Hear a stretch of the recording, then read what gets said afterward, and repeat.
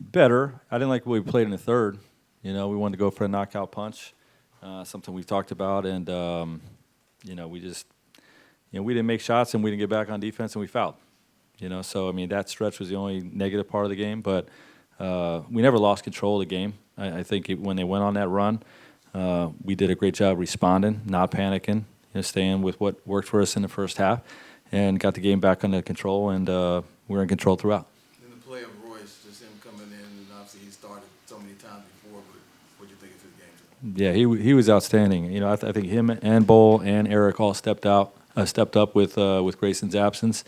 But Royce knocking down 5 threes, playing good defense, bringing energy to our offense with his movement. It was just really good. And obviously Bull and Eric contributed as well. Eric, only got 3 shots, but he was a plus 26 for the game. His gravity means something for us. He gives us a defensive disposition with his on-ball defense, where he's a tough defender with great hands, and is one of our best contest guys. And Bull's length and uniqueness shows up, in a game like this where they got a bigger team.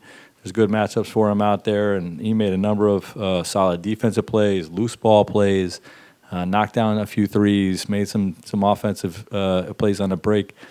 I think all 3 of those guys really stepped up in Grayson's absence. When you look at the last 2 games and how, from pretty much start to finish, you guys have been in control of those games compared to some of the other games you've had recently, what has been kind of the struggle to consistently play to that level?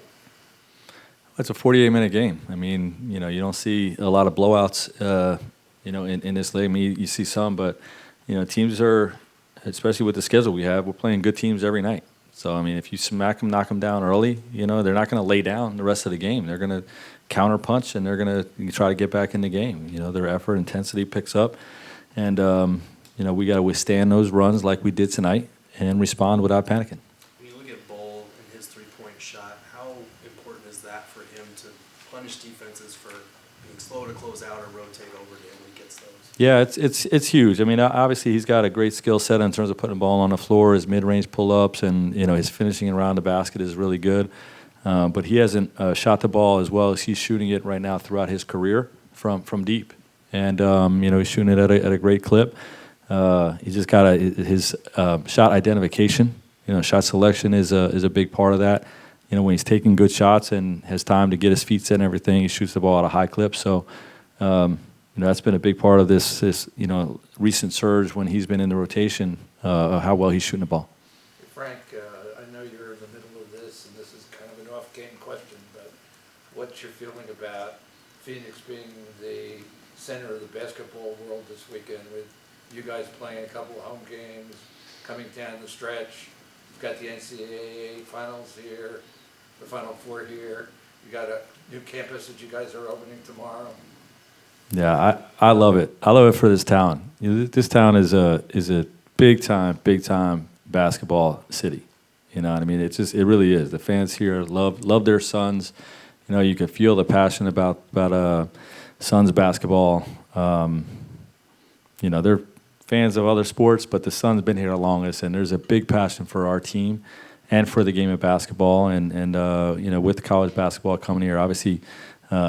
Tucson being a short trip away, and Arizona State being right here, Grand Canyon making the NCAA tournament. There's a big college basketball fan base as well. So I love that we're the center of the basketball universe this weekend. It's amazing that the whole sports scene here started in 1969 with the Suns. There you go. Frank, you guys have had some tough losses, maybe some questionable losses or efforts at times, but you haven't let those losses linger. How would you describe just the resiliency that you guys have shown as far as not letting that stuff go from game to game? Yeah, you got to block out the noise. I think it's easy. It's a world right now where when you lose, the media and the fans and everybody's Twitter, everybody's going to jump on you and try to kick you while you're down, and you can't get too high, can't get too low. And when you win a big game, everybody's going to put you up on a pedestal. And you can't pay attention to that stuff. You have to have a steady mindset. There's ebbs and flows throughout the course of a season. Sometimes you get your butt beat because the other team just shot the heck out of the basketball and you didn't play that bad. Sometimes you win a game and you didn't play that good.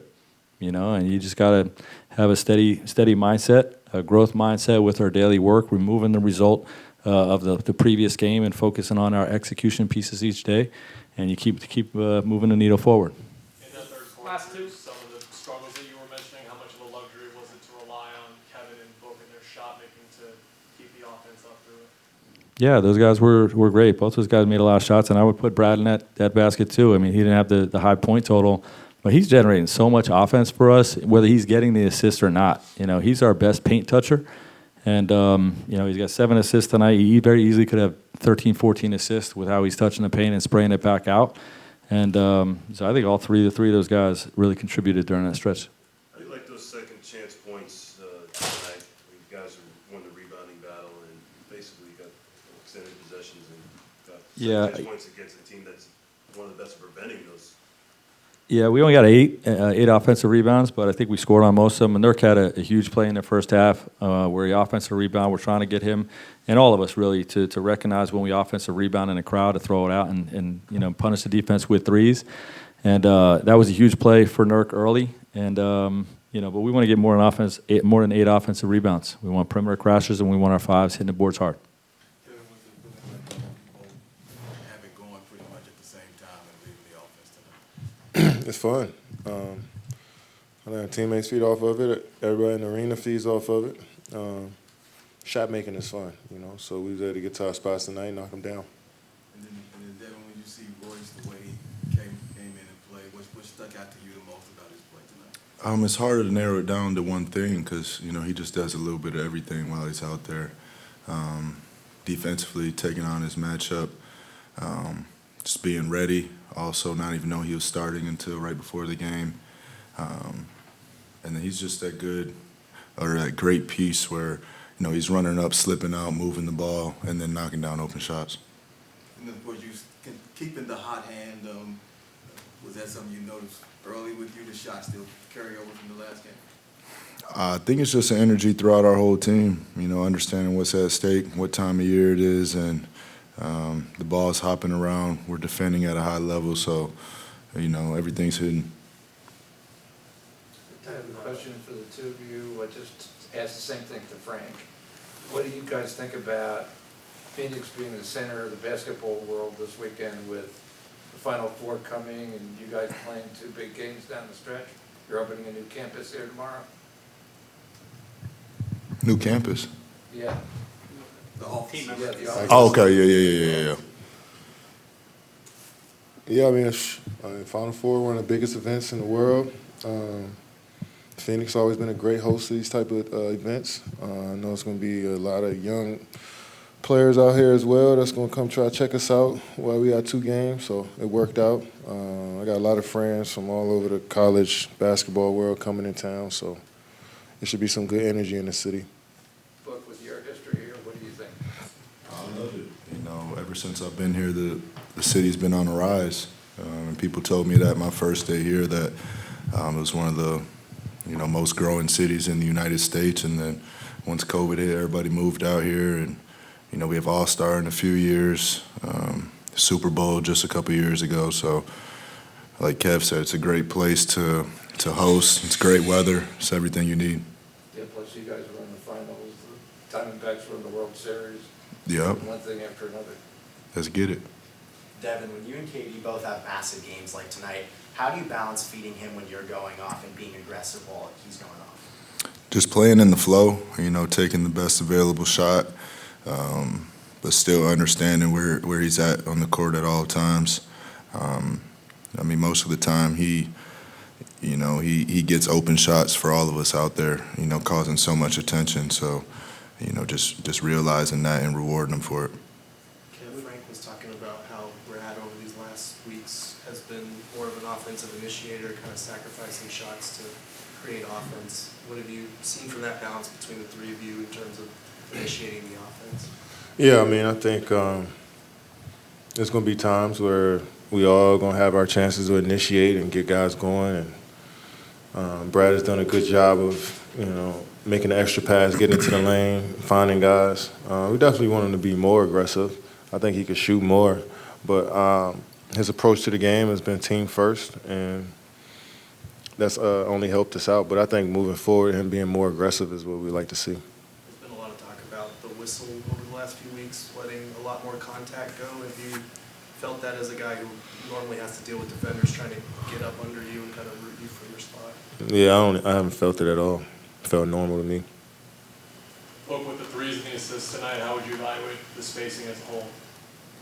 Good. It's been a work in progress throughout the year, and, I think a lot of things are clicking right now, but, I always say it starts with the defense, and then our space in transition allows us to, get one-on-one looks without the defense set, which is our best brand of basketball, I'd say.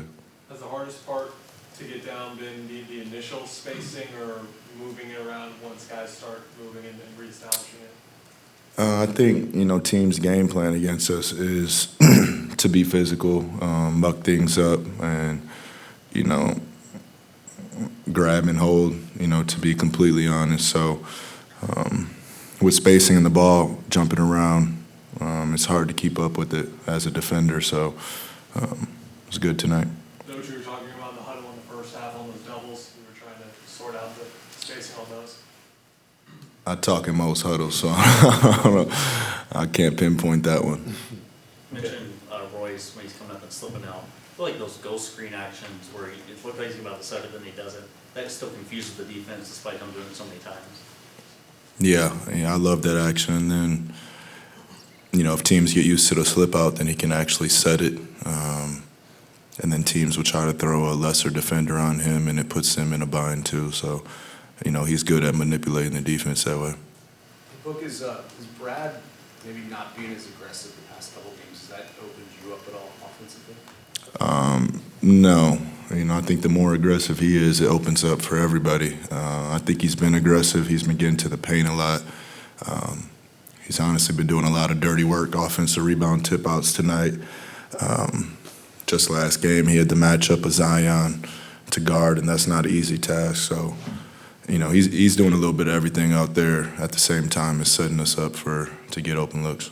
Kevin, you talked about Bowl when he initially started getting his opportunities. What do you think of his game tonight? Incredible. Bo's growing every single time he gets on the floor.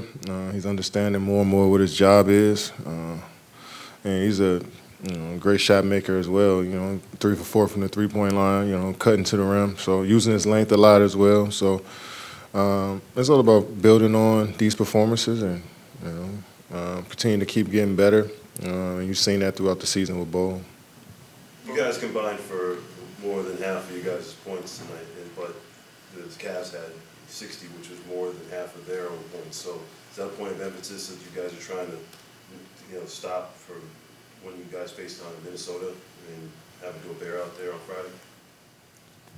Just about being aggressive. Some games, every game might be a little different. Somebody else might step up and score. So we're not predetermining anything. We're just going out there and playing within the flow and taking the shots that the defense gives us, and while also still playing forceful as well. So that's the beauty of the team, when you never know how the game's going to go, but you prepare for every single scheme and coverage that they throw at you. Points in the paint is just something that I was wondering about what you think of, stopping, because you guys are ranked 25th, and then even Frank said before the game that is kind of a misconception. There's basically some things that the way they turn out and kind of more context to that. You saying we give up a lot of points in the paint? Well, you guys are ranked 25th, basically when scoring points in the paint. The Cavs and the Timberwolves are basically ranked in the top 10 preventing that. Oh, cool.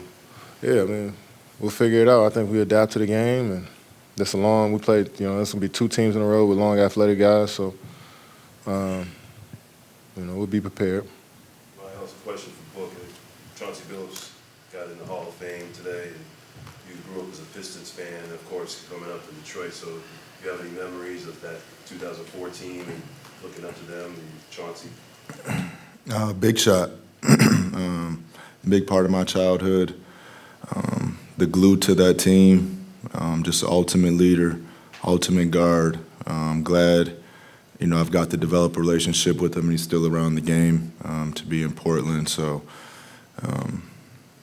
you know, they were just the essence of team, you know, so following them growing up, I wouldn't want it any other way. What did it mean to have Coach Cal in the house tonight? Yeah, it was nice. It was a surprise, too. I didn't know he was going to be there.